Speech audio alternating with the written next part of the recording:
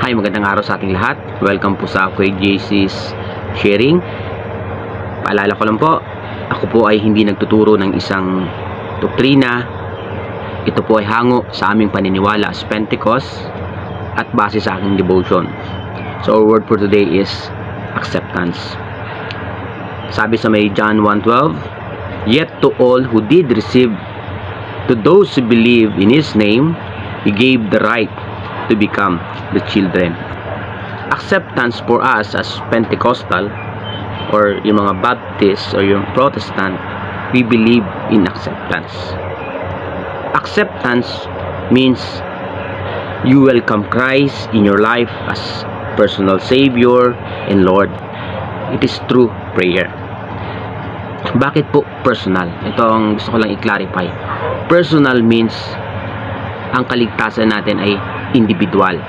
We welcome Christ as our personal Lord and Savior.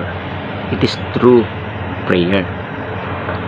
Hindi po tayo nakabase sa paniniwala ng simbahan lang, sa doktrina lang, kundi si Kristo mismo ang kumikilos sa buhay. So pag sinabing acceptance, tayo po ay nananalangin, tinatanggap si Kristo sa ating buhay, sinasabi na natin na siya lang ang ating magiging tagapagligtas, siya lang ang ating magiging Panginoon, isinusuko natin ang ating buhay. Yun yung acceptance. It is true prayer. Sana po naintindihan natin na kami mga Pentecost, pag kami nananalangin bago kami naging member ng isang church, is tinanggap muna namin si Kristo sa aming buhay bilang Panginoon at tagapagligtas sa magitan ng panalangin. So, kami po ay naniniwala na ito ay proseso galing sa Ama. Sabi niya sa may John 6:37, "All those Father gives me will come to me, and whoever comes to me, I will never drive away." Itong prosesong ito, kami po ay naniniwala na ito ay galing sa Ama. Pumipili siya ng ibibigay niya kay Jesus, at iyon ay maging kanya. Ito po yung genuine. Hindi lang po ito yung ritual ng isang tao na pag kami po ay nag-invite na tanggapin si Kristo ay ginaya nilang kami. It comes from faith. Kasi sabi sa Bible, whatever does not come from faith is a sin. Tayo po ay naliligtas sa magitan ng ating pananampalataya. Kung sinunod lang natin yung pastor, kung sinunod lang natin yung pagtawag nila ng walang pananampalataya, it is just a ritual of man. Kami po ay naniniwala na ang pagtanggap sa Panginoon ay isang spiritual encounter.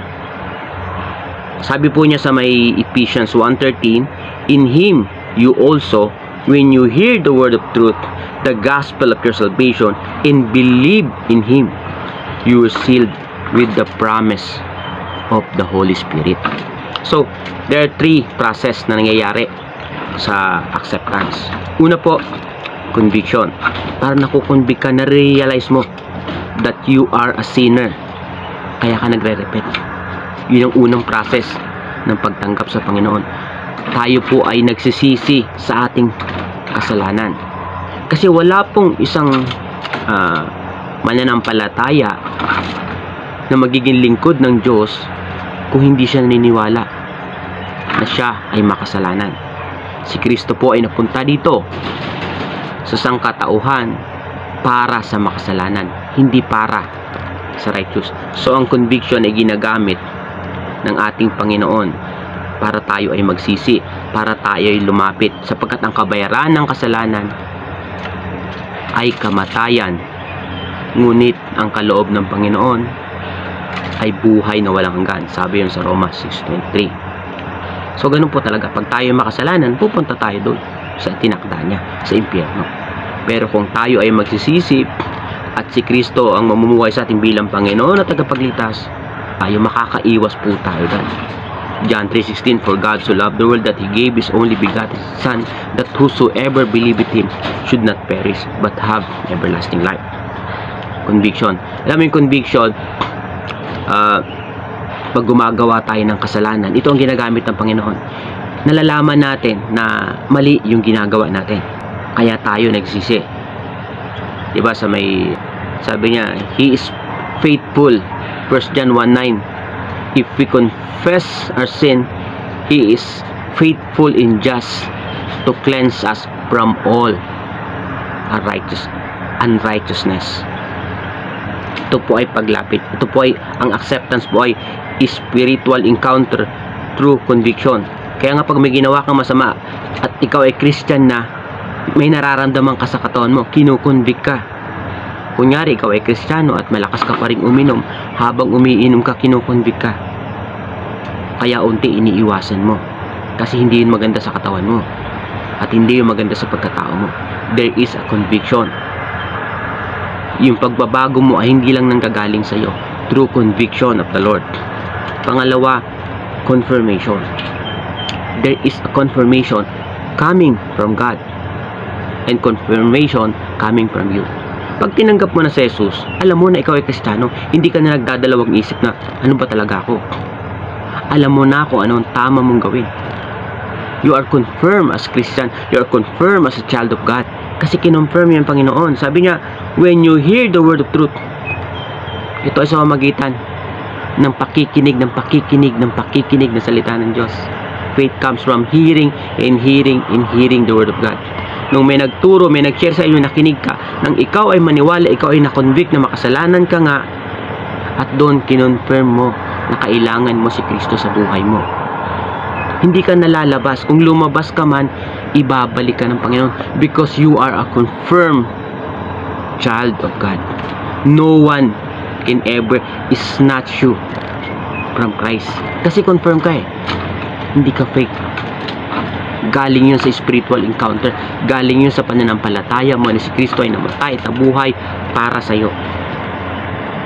Pangatlo, calling.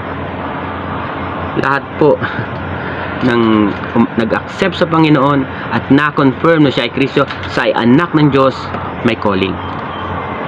No one is called as a churchgoer. Yung mga labas-pasok lang simbahan, labas-pasok, pero walang pananampalataya, wala sa puso. Hindi ganun ang tinawag ng Panginoon. Dalawa lang po ang tinawag ng Panginoon, the believers and disciples. Ito mga believers na to, maaring wala tong ministry kasi hindi nabigyan ng gift. Pero ito mga believers na to, ito yung mga tumutulong sa church. Ito yung mga tagapagbigay. Pag may mga nangangailangan, pag may pastor, nagkukusang loob to, handa tong tumulong sa kanyang gawain kasi naniniwala siya na siya ay anak ng Diyos at part siya ng family of God. Pangalawa, disciples. Ito yung mga dinidisciples para maging katuwang sa paglago ng simbahan. Sa isang salita, ito ay mga ministers. Hindi lang po ministers ang maliligtas, kasama po ang mga believers na nasa loob ng church. May difference po yung churchgoer.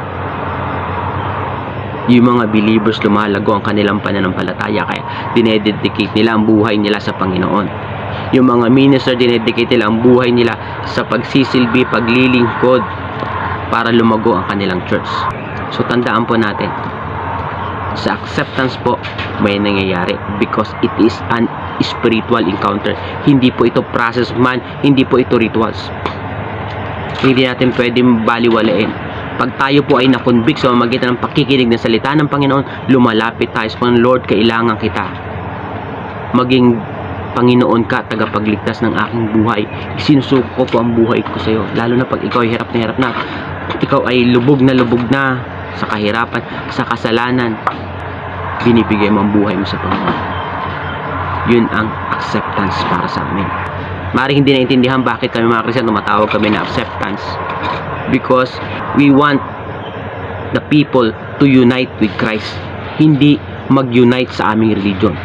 Nilalapit namin ng tao kay Kristo. Iyon po ang tungkulin namin. Doon po kami tinawag. Hindi po namin nilalapit para sa sarili namin, para hangaan kami dahil nagtuturo kami ng salita ng Panginoon. Ini-unite namin, sinishare namin yung nangyari din sa buhay namin, na ang pagiging Kristiyano ay may katotohanan, may pag-asa, may pag-ibig. That's why we called it acceptance. Hindi po ito isang doktrina, sinishare ko lang po sa iyo kung ano ang stand namin as born again Christian, as Pentecost, o yung iba rin, ganoon din po ang paniniwala. That we need acceptance, that we need to unite with Christ. Sa magitan lang ng institusyon, sa magitan ng religion, pero tayo po ay nakikipagrelasyon kay Kristo. Hindi lang po, hindi po sa religion, hindi po sa tao. Si Kristo po ang kausap natin dito. Sa magitan ng Ama, sa pamamagitan ng Espiritu Santo. Kagaya na nabasa natin kanina, you are sealed when you accept Christ as your personal Savior. You were sealed, you are confirmed as a child of God. Kaya hindi ka na pwedeng mawala. Yung tatawag ng iba, naniniwala iba sa predestination, as long as it comes from your faith. So magitan ng conviction ng Holy Spirit, you are a child of God when you accept Christ as your personal Lord and Savior and you surrender your life. God bless po sa ating lahat.